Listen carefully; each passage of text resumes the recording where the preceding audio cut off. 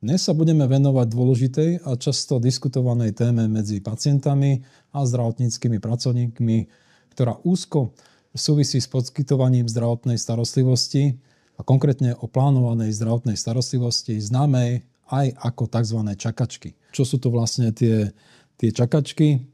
Čo je to vlastne tá plánovaná zdravotná starostlivosť, aj keď ono v podstate trošku logicky z toho vyplýva, ale pre ľudí, ktorí pozerajú, alebo dúfame, že pozerajú túto našu diskusiu, aby teda chápali, že o čo vlastne ide a akým spôsobom sa tvoria vlastne tie čakačky.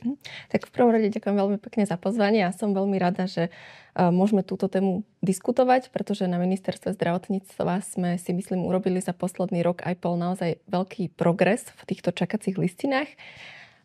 Ako ste spomínali, pacienti čakajú veľa. Pacienti čakajú ku všeobecnému lekárovi, pacienti čakajú k špecialistovi, čakajú na výsledky vyšetrenia a podobne, ale samozrejme potom čakajú aj na tú plánovanú operáciu.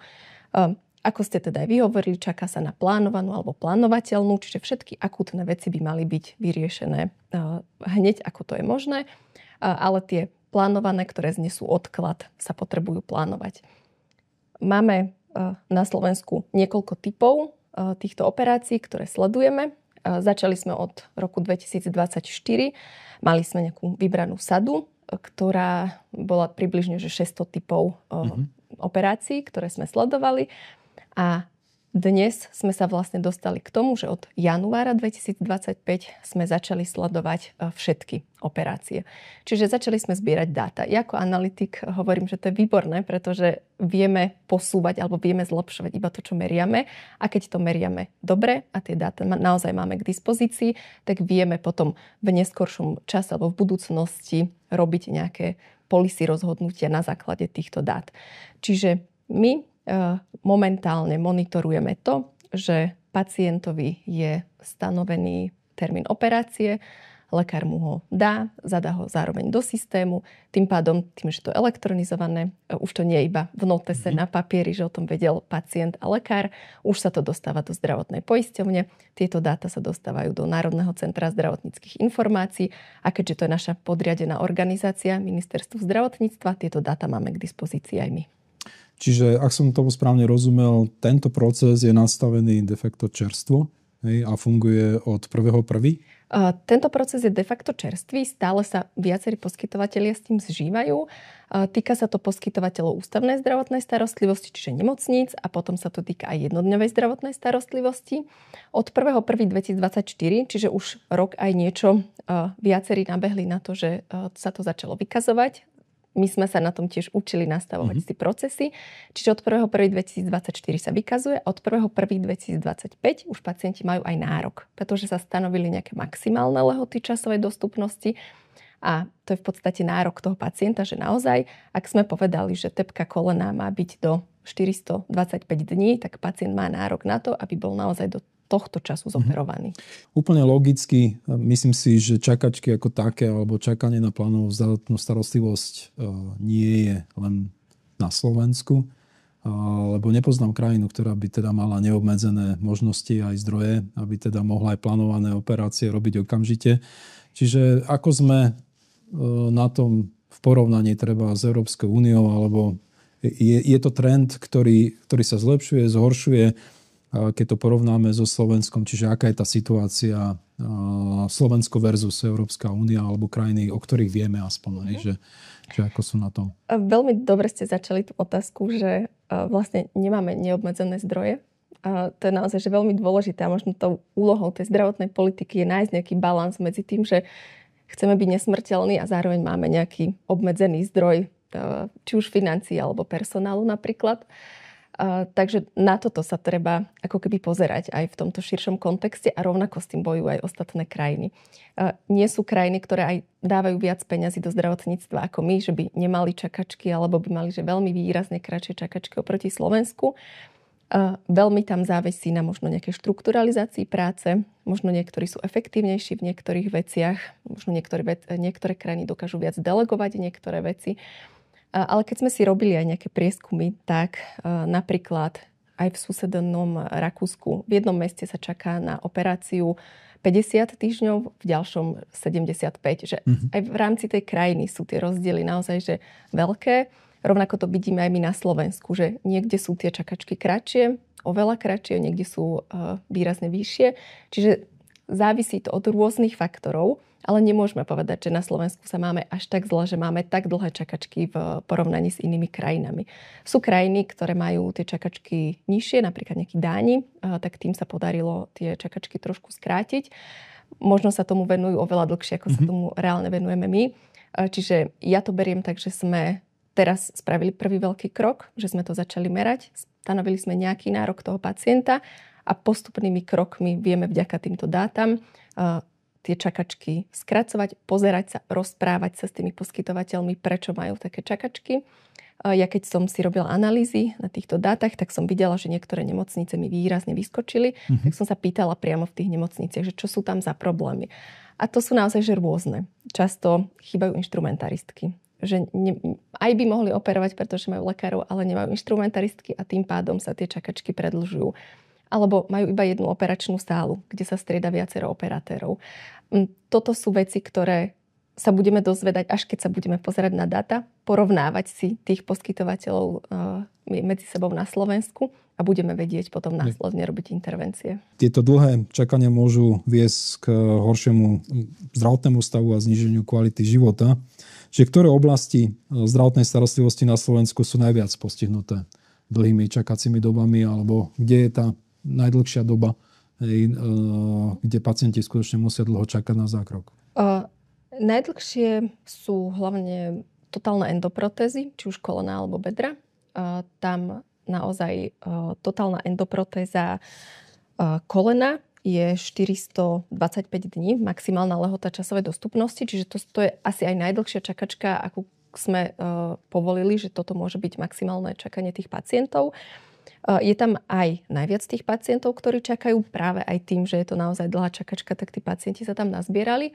Ale opäť, keď sme sa pozerali na priemerné čakanie, tak to čakanie nám nevyšlo také výrazné. Tak sme začali pátrať, že prečo to čakanie nevyzerá až tak zle, ako keby plošne na celé Slovensko. A tam sme naozaj zistili veľké rozdiely.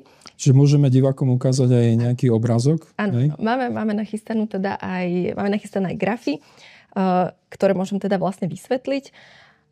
Vidíme tam zoradených poskytovateľov, samozrejme anonymizovaných.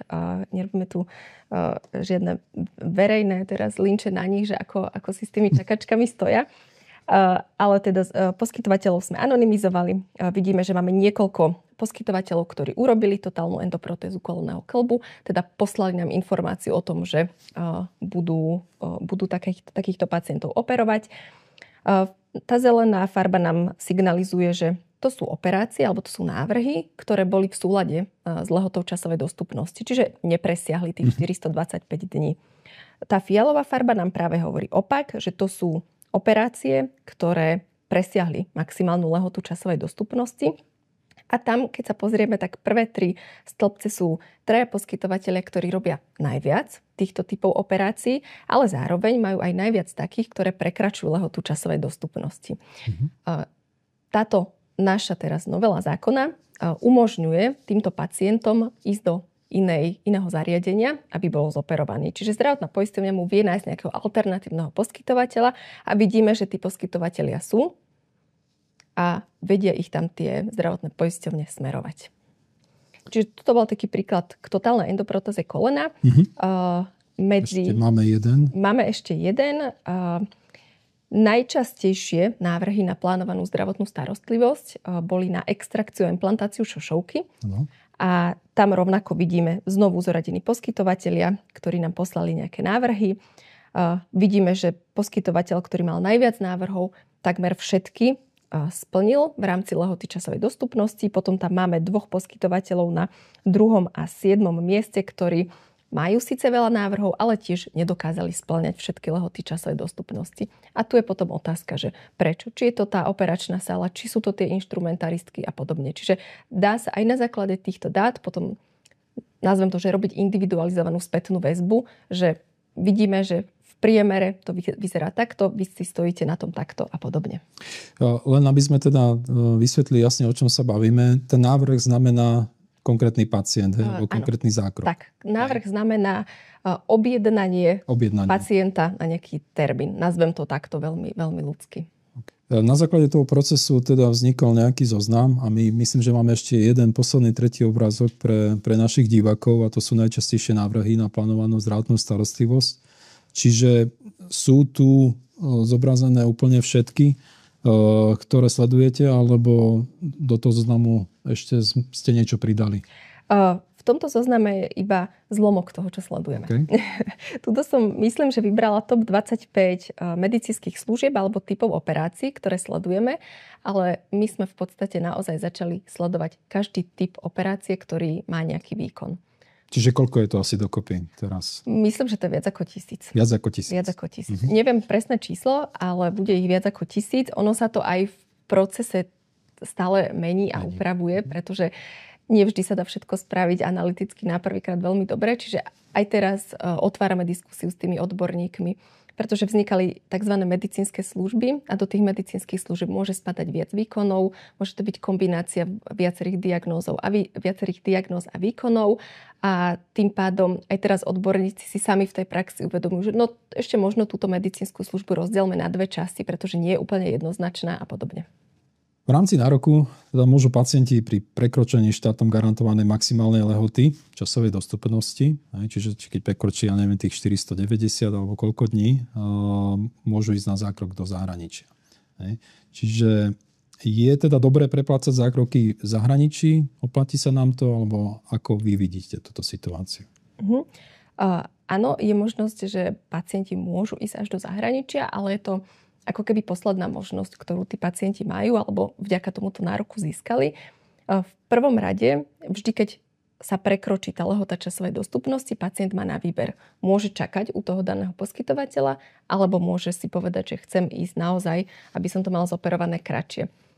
Veľmi veľa pacientov ostáva u toho poskytovateľa, pretože už je tam vytvorená nejaká dôvera, možno je to blízko, nechce cestovať a podobne. Čiže tí pacienti, ktorí naozaj že nechcú čakať, tak táto informácia sa dostane do zdravotnej poisťovne a zdravotná poisťovňa im povie, že tak, tuto máte zoznam X ďalších poskytovateľov, kde bude vaša operácia spĺňať lehotu časovej dostupnosti. Čiže teraz sa bavíme o slovenských poskytovateľoch? Áno, zatiaľ sa bavíme o slovenských. V prvom kroku hľadá tá zdravotná poisťovňa vo svojom kruhu ako keby svojich zmluvných poskytovateľov.